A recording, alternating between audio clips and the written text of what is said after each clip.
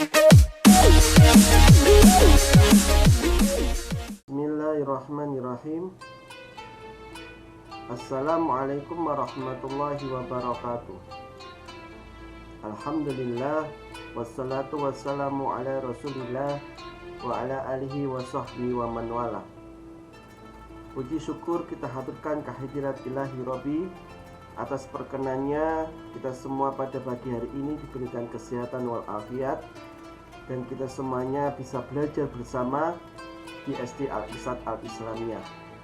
Salawat serta salam kita haturkan selalu ke junjungan alam Nabi besar Muhammad SAW yang akan memberikan kita syafaat di yaumil qiyamah. Pada pagi hari ini kita akan belajar tentang asyiknya membudayakan membaca dan menulis dalam rangka Pekan Literasi dan Bulan Bahasa SD Al-Irsyad Al-Islamiyah. Perkenalkan, nama Bapak adalah Erna Siswanto, Bapak Pegiat Literasi di Kota Batu dan penulis buku.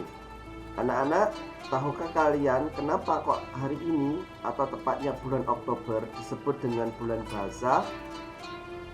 Ada beberapa rangkaian peristiwa di bulan Oktober. Mari kita mengetahui sejenak beberapa peristiwa tersebut. Yang pertama, tanggal 1 Oktober diperingati dengan Hari Kesaktian Pancasila. Pada saat itu, Pancasila kita menjadi landasan bersama sebagai the way of life bangsa Indonesia, pandangan hidup bangsa Indonesia, sebuah perjanjian luhur untuk kehidupan berbangsa dan bernegara. Pada bulan Oktober ada berbagai peristiwa sejarah yang mewarnai bangsa Indonesia. Sebelumnya pada tanggal 30 September tahun 1965 telah terjadi peristiwa berdarah, yaitu pengkhianatan yang dikenal dengan G30 SPKI, pembunuhan 10 jenderal Anumerta yang akhirnya bisa ditumpas oleh TNI bersama rakyat dan diperingati dengan Hari Kesaktian Pancasila pada tanggal 1 Oktober 1965. Kemudian pada tanggal 2 Oktober kita juga ada sebuah peristiwa, yaitu Hari Batik Nasional. Pada hari ini tanggal 2 Oktober PNS juga memakai batik. Nah, batik kita diakui oleh bangsa di seluruh dunia melalui PBB sebagai warisan budaya dunia. Kita patut berbangga dengan hal itu. Kemudian pada tanggal 5 Oktober, Hari TNI dan Hari Guru Sedunia. Pada tanggal 28 Oktober diperingati sebagai Hari Sumpah Pemuda. Tentu kalian sudah hafal bagaimana teks dari Sumpah Pemuda tersebut. Mari kita ucapkan bersama-sama. Sumpah Pemuda. Kami, putra dan putri Indonesia, mengaku bertumpah darah yang satu, tanah air Indonesia. Kami, putra dan putri Indonesia, mengaku berbangsa satu, bangsa Indonesia. Kami, putra dan putri Indonesia, menjunjung bahasa persatuan, bahasa Indonesia. Merdeka. Nah, dari peristiwa itulah anak-anak, Sumpah Pemuda yang menyepakati bahasa Indonesia sebagai bahasa persatuan. Maka pada bulan Oktober ini disebut juga sebagai bulan bahasa. Oleh karena itu, pada kesempatan kali ini SD Al-Irsyad Al-Islamiyah menyelenggarakan kegiatan apresiasi bulan bahasa. Pada pagi ini, Bapak akan menemani kalian agar kalian memiliki motivasi dan semangat tinggi berliterasi, sebagaimana semangat para pemuda Indonesia menyatukan seluruh bangsa Indonesia melalui Sumpah Pemuda. Melalui kegiatan literasi pada pagi ini, Bapak Ibu guru semuanya berharap agar kalian bisa memiliki wawasan yang luas dan imajinasi yang hebat setelah melakukan literasi baca tulis, sehingga kalian menjadi generasi unggul, generasi SD Al-Irsyad Al-Islamiyah yang akan menjadi generasi penerus bangsa yang berguna bagi bangsa, agama, dan negara. Anak-anak, di dalam agama Islam kita semuanya sudah paham bahwa ayat yang pertama kali turun kepada Rasulullah Muhammad SAW adalah perintah Iqra. Iqra memiliki makna bacalah. Membaca adalah perintah pertama dan utama bagi umat Islam. Di dalam Al-Quran, selain kata Iqra, itu juga ada kata katabah, yang padananya itu bentukannya ada 303 kali. Sedangkan qara'a yaqra'u ada 89 kali. Apa maknanya? Maknanya adalah kegiatan membaca dan kegiatan menulis itu juga merupakan sebuah ibadah. Sebuah ibadah yang akan mendapatkan pahala dari Allah Subhanahu wa ta'ala. Dan karena itu adalah sebuah perintah Allah, maka wajib bagi kita, wajib bagi warga anak-anak SD Al-Irsyad Al-Islamiyah untuk melakukan kegiatan membaca dan menulis. Karena dengan kegiatan membaca dan menulis itu akan membuka banyak wawasan dan pengetahuan, dan akan menjadikan kita orang yang hebat dan orang yang sukses kelak. Sebuah lembaga nasional, Institut Nasional tentang Kesehatan dan Pembangunan Kemanusiaan di Amerika Serikat mengatakan bahwa kegiatan membaca itu adalah kegiatan yang sangat penting. Sebuah kegiatan keahlian yang dapat membuat orang yang melakukannya itu memiliki kebahagiaan, memiliki produktivitas, dan sebagai sebuah keahlian yang akan membawa kepada kesuksesan kehidupannya. Nah, orang-orang yang hebat, orang-orang yang maju, negara-negara yang maju, mereka tidak pernah meninggalkan kegiatan membaca dan menulis. Oleh karena itu, kegiatan kita pada pagi hari ini sangat penting sekali anak-anak, agar kita termotivasi untuk melakukan kegiatan membaca dan kegiatan menulis. Kita flashback sejenak ke tahun pada abad 10 Masehi. Pada abad itu, pada abad 10 Masehi, umat Islam telah mengalami kejayaannya. Pada saat itu dunia Islam penuh dengan dunia ilmu pengetahuan. Dunia Islam pada saat itu sudah melahirkan ahli-ahli kimia, ahli-ahli fisika, ahli-ahli perbintangan, matematika, trigonometri, dan sebagainya. Sedangkan di dunia barat pada saat itu masih dalam masa kegelapan. Belum ada ilmu pengetahuan. Bahkan kita pernah mengenal namanya Galileo Galilei. Ia mengatakan bahwa bumi itu bulat, kemudian ia dihukum gantung. Kemudian ada ilmuwan-ilmuwan yang lain juga dihukum oleh raja atau ratunya karena mereka berbicara berdasarkan ilmu pengetahuan dan teknologi. Sedangkan di dunia Islam pada saat itu, dunia Islam penuh dengan pencerahan. Remaja-remajanya, anak-anaknya itu semuanya banyak yang menghafalkan Al-Quran. Mereka menggali dari Al-Quran, dari hadis, kemudian mereka gali ilmu pengetahuannya dan melahirkan ilmu-ilmu teknologi, ilmu-ilmu dasar, ilmu-ilmu yang saat ini sampai hingga detik ini menjadi landasan peradaban dunia. Pada saat itu saja di Andalusia yang saat ini dikenal dengan Spanyol, tempatnya Barcelona dan Real Madrid. Kalau kalian sering menonton sepak bola, pada saat itu di Andalusia saja sudah terdapat 20 perpustakaan umum.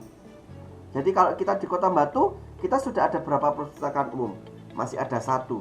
Di Andalusia waktu itu 20 perpustakaan umum. Dan saat itu di Cordobanya, di salah satu kotanya terbesar, itu memiliki tidak kurang dari 400.000 judul buku, yang mana buku-buku itu ditulis oleh para remaja muslim, ilmuwan-ilmuwan muslim dari berbagai ilmu pengetahuan. Ada yang dari ilmu pengetahuan kedokteran, ada yang dari ilmu pengetahuan kimia, matematika, bahasa, dan sebagainya. Nah, akan tetapi kenapa kok saat ini kita mundur ke belakang? Kenapa kok saat ini kita tertinggal jauh anak-anak? Karena sekali lagi kita meninggalkan Al-Quran dan As-Sunnah. Kita meninggalkan perintah Iqra. Kita meninggalkan ilmu pengetahuan. Maka itulah yang membuat umat Islam mundur. Oleh karena itu mari kita bangkit kembali. Mari kita meraih kejayaan Islam kembali.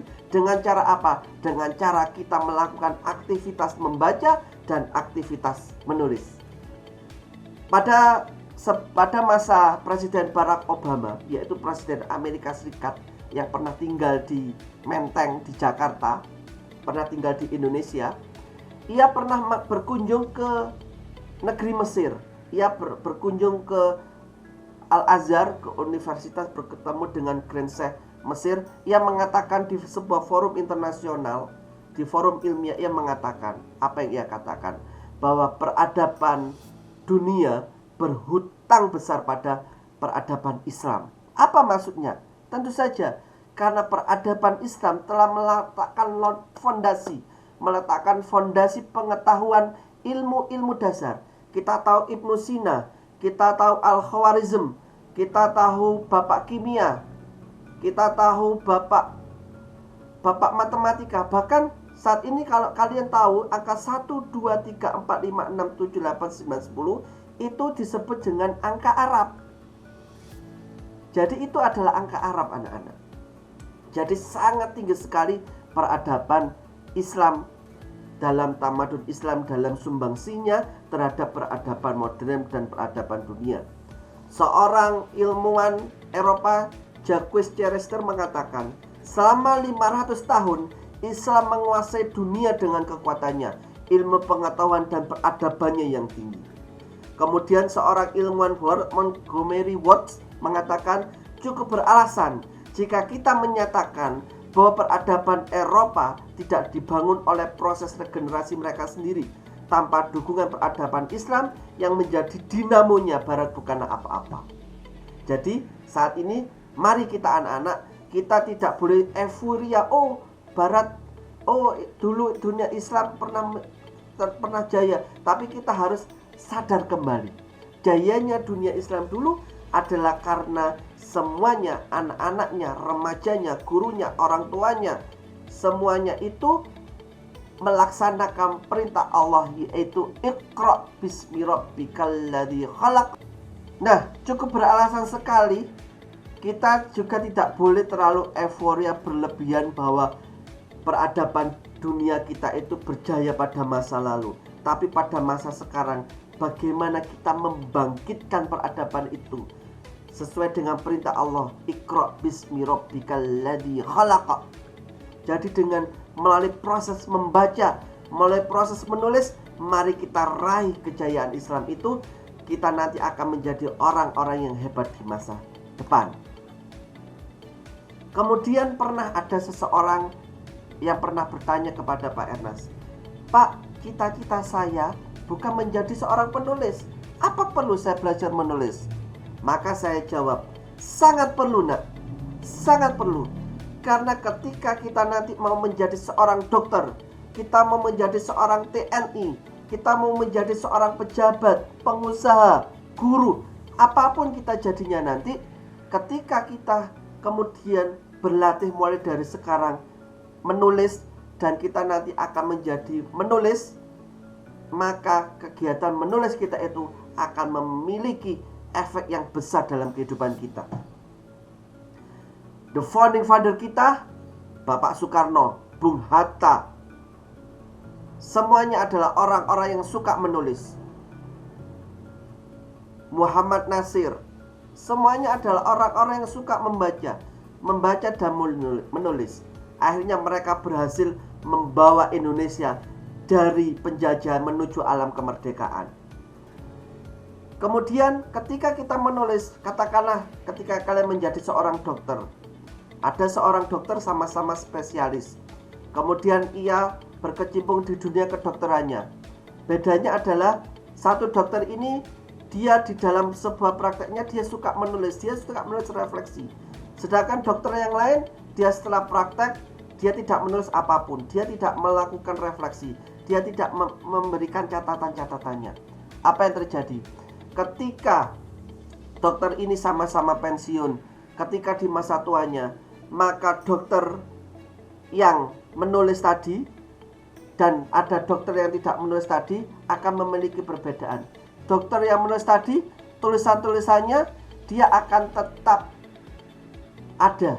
Tulisan-tulisannya akan dipakai oleh mahasiswa-mahasiswa, akan dipakai oleh para dokter-dokter baru untuk menyelesaikan permasalahan-permasalahan yang ada.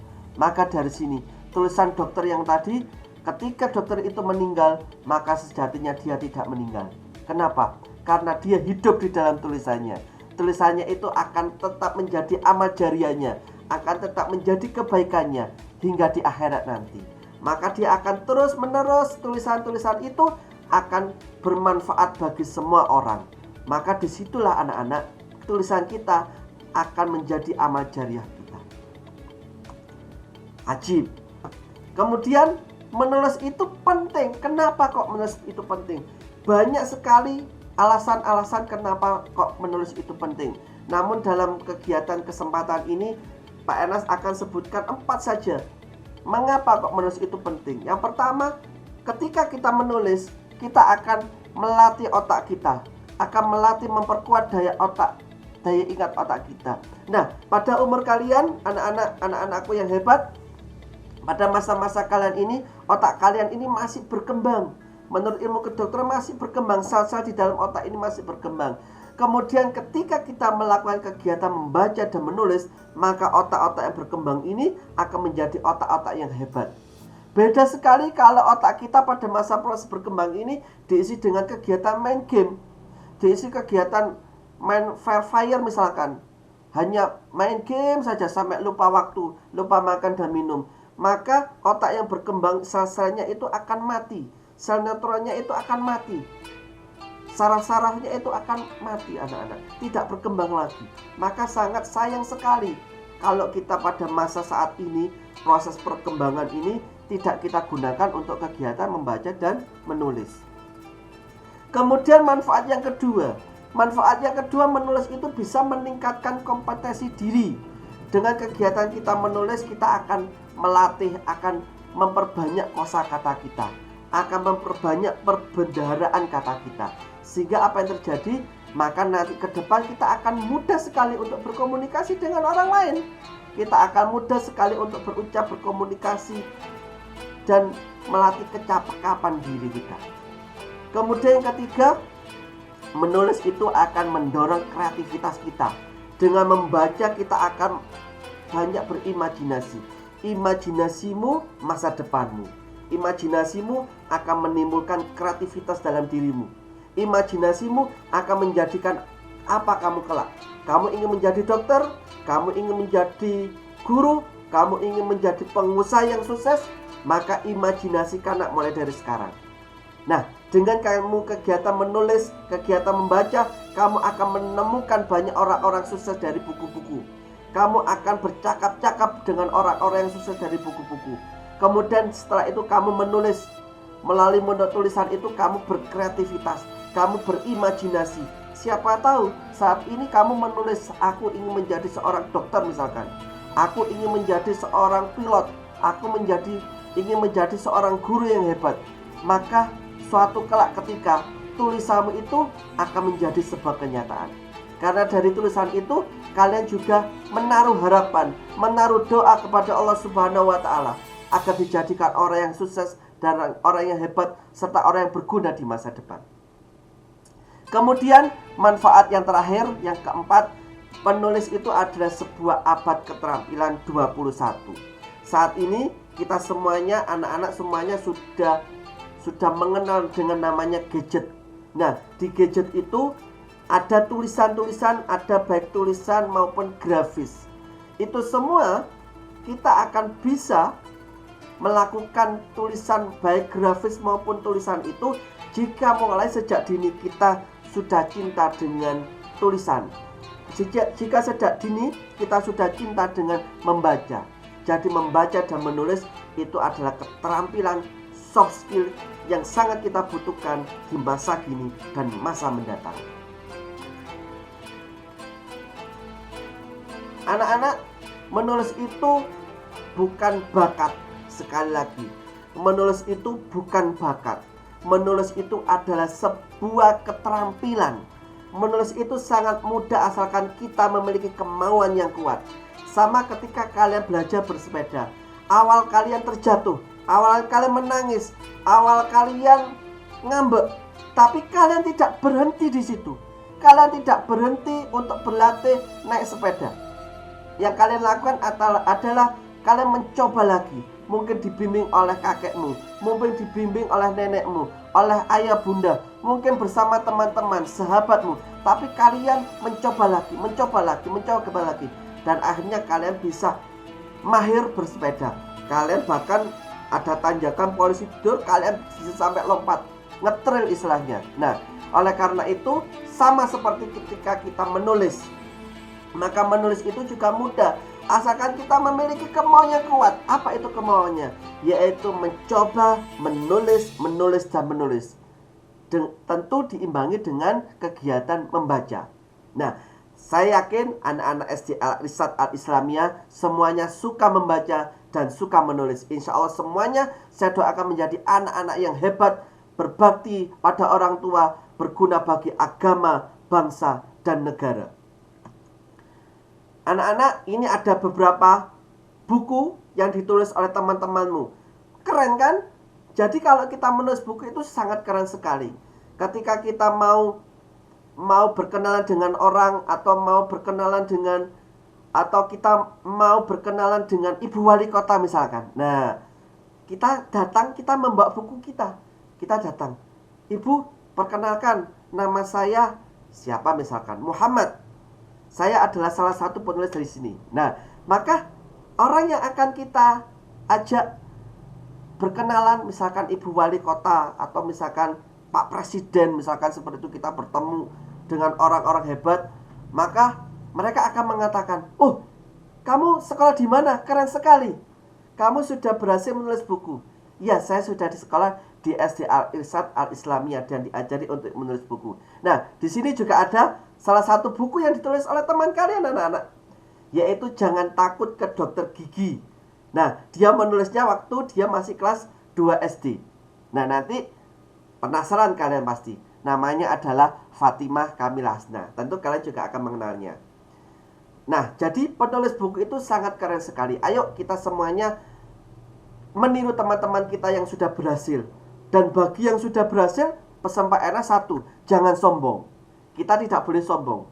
Seorang penulis itu tidak boleh sombong. Karena sejatinya menulis itu adalah mengabadikan kata-kata, mengabadikan tulisan kita. Ketika tulisan kita itu bermanfaat, maka itu akan menjadi amal jariah. Namun ketika kita sombong, maka pahala kita akan berkurang. Jadi ketika kita sudah berhasil menulis, jangan sombong. Ketika kita belum berhasil menulis, tetap semangat. Karena semuanya pasti bisa. Kamu semua juga pasti bisa. Ini ada beberapa orang yang berhasil menulis, tokoh-tokoh yang berhasil menulis. Salah satunya ada kakak Dewi D. Lestari, kemudian ada kakak atau om ya, Om Andre Hirata, ada Om Dukut Imam Wahyodo. Kalau dari dunia internasional, kita kenal dengan buku Harry Potter. Harry Potter yang saat itu bukunya sudah berhasil terjual di seluruh dunia sebanyak 15 juta kopi dalam hanya waktu 24 jam. Dan penulisnya yaitu Ibu J.K. Rowling itu sudah berhasil mengumpulkan kekayaan 11 triliun lebih. 11 triliun anak-anak, bukan juta, bukan miliar, tapi triliun. Hanya dari kegiatan menulis. Tentu keberhasilan Ibu J.K. Rowling atau kakak Dewi D. Lestari atau kakak Andrea Hirata itu tidak akan terjadi kalau ketika masa kecil ia tidak menyukai kegiatan membaca dan menulis. Karena dengan kegiatan membaca dan menulis itulah, maka dia memiliki perbendaharaan kata yang kuat, memiliki perbendaharaan kata yang banyak, dan menghasilkan imajinasi yang kuat. Dan ketika dia masa-masa dewasa ataupun masa remaja, dia mencoba mengabadikannya dalam bentuk sebuah tulisan, baik itu bentuk tulisan fiksi maupun non-fiksi. Nah, maka sekali lagi saya ucapkan selamat kepada kalian, Karena kalian semuanya yang sekolah di SD Al-Irsyad Al-Islamiyah ini sudah sejak dini dibina, dibimbing oleh Bapak Ibu guru dengan penuh semangat, dengan penuh kesabaran.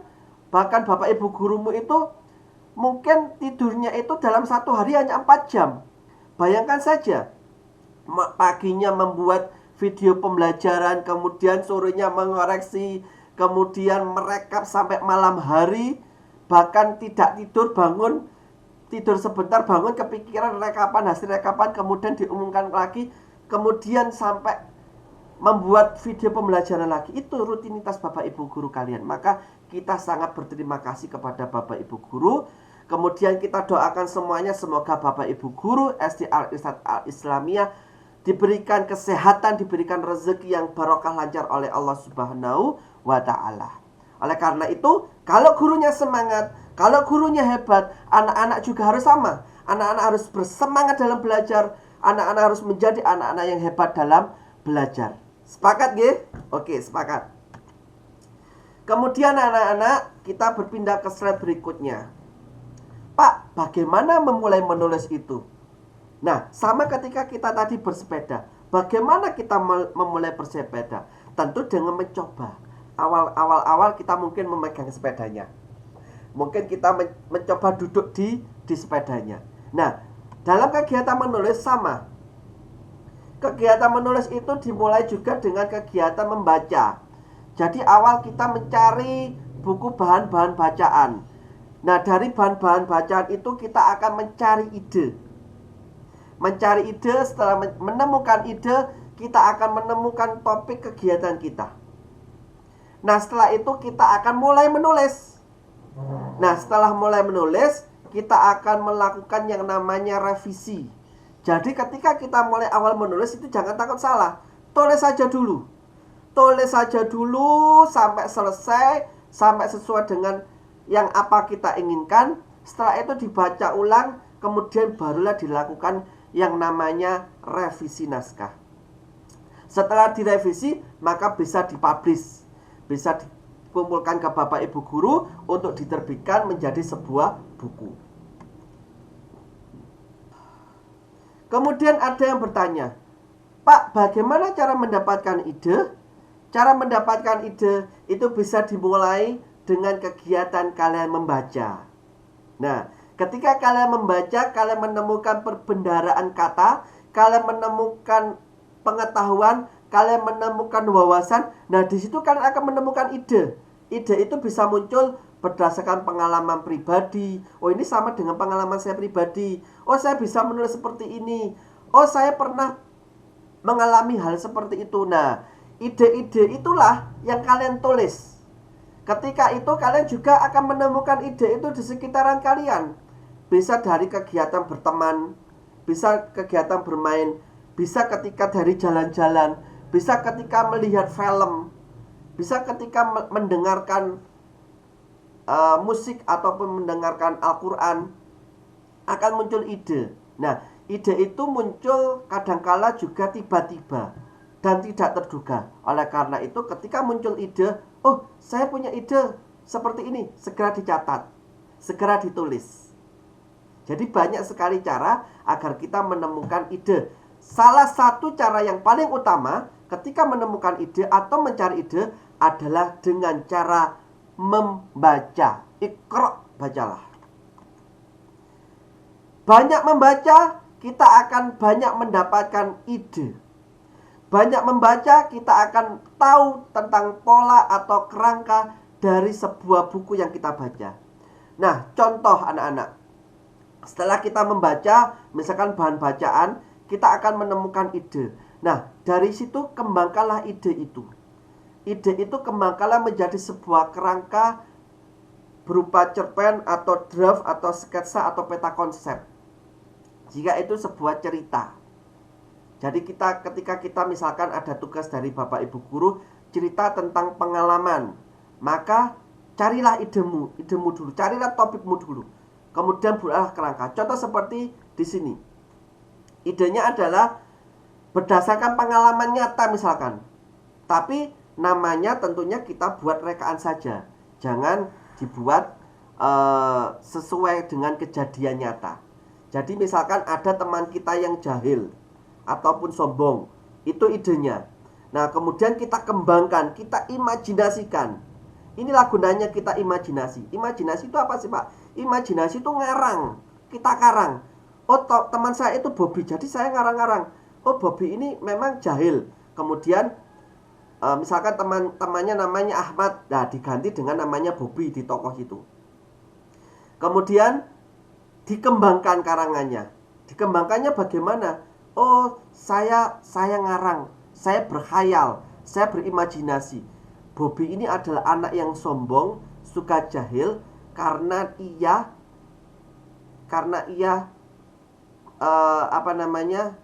suatu ketika ia kena batunya, kemudian ia sadar akan perbuatan buruknya. Nah, kemudian ia pun bertobat dan berjanji menjadi anak yang baik. Jadi khayalannya seperti itu. Jadi khayalan awal misalkan Bobby anak yang sombong, kemudian dia nanti bertobat dan dia akan berjanji menjadi anak yang baik. Nah, dari ide itu bisa dibuat semacam sketsa atau karangan semacam ini. Jadi bisa kita buat misalkan dari awalnya tokohnya itu Bobby anak yang jahil. Nah, setelah itu kita kembangkan, kita berkhayal, kenapa sih dia kok jahil? Ternyata dia kurang perhatian. Jadi ada permasalahan, kemudian ada alasannya, kemudian ada solusinya. Dia jahil karena dia ingin punya teman. Nah, dari sini kita kembangkan. Bobby anak yang jahil, kita berkhayal, dia menjadi sadar setelah sakit dan dijenguk oleh Pak Guru. Nah, di sini ada konflik. Nah, konfliknya adalah dia sakit. Dia sakit kemudian dijenguk oleh Pak Guru. Nah, Pak Guru menanyakan Bobby yang tidak masuk 10 hari. Teman-temannya tidak ada yang tahu. Kemudian Pak Guru menjenguk Bobby bersama teman-temannya. Nah, dari situ kita berkhayal. Ternyata ketika Bobby itu dijenguk, ternyata dia itu menjahili teman, suka menjahili teman karena ternyata dia ingin berkawan. Nah, ternyata ada seperti itu. Ada kan? Ada. Nah, oleh karena itu adalah salah satu contoh ide atau contoh gagasan atau contoh khayalan yang bisa kalian kembangkan sehingga nanti bisa menjadi sebuah cerita. Nah, tentu kalau kalian masih bingung, ceritanya sederhana saja, berdasarkan pengalaman sendiri. Namun sekali lagi, ketika memasukkan nama-nama tokoh teman, itu diusahakan nama-namanya adalah fiksi atau khayalan, bukan nama asli. Nah, kemudian dalam sebuah cerita yang kalian buat, usahakan cerita kalian itu memiliki happy ending, yaitu memiliki cerita yang baik. Maksudnya kita harus menyampaikan pesan atau amanat yang baik kepada para pembacanya. Pesan itu bisa ditulis dalam pesan seperti itu, bisa juga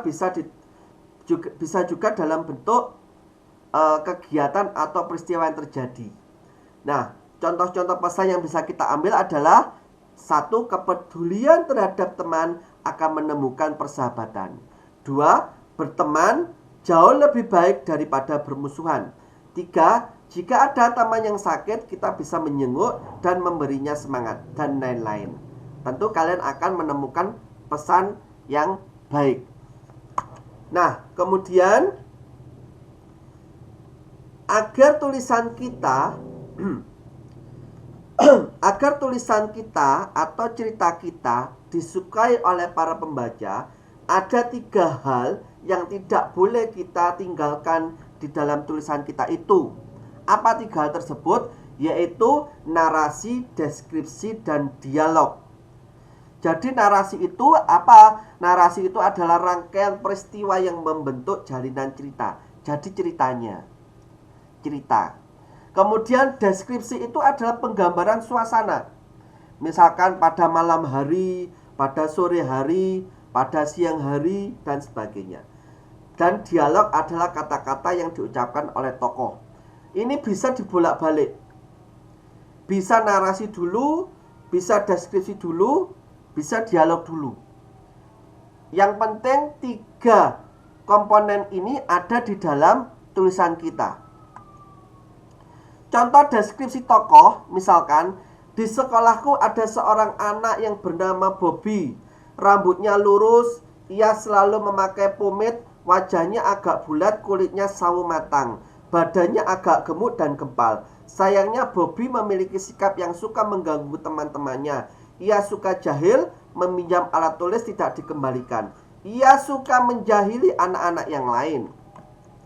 Nah, kemudian dialog itu bisa berupa dialog kalimat langsung maupun kalimat tidak langsung.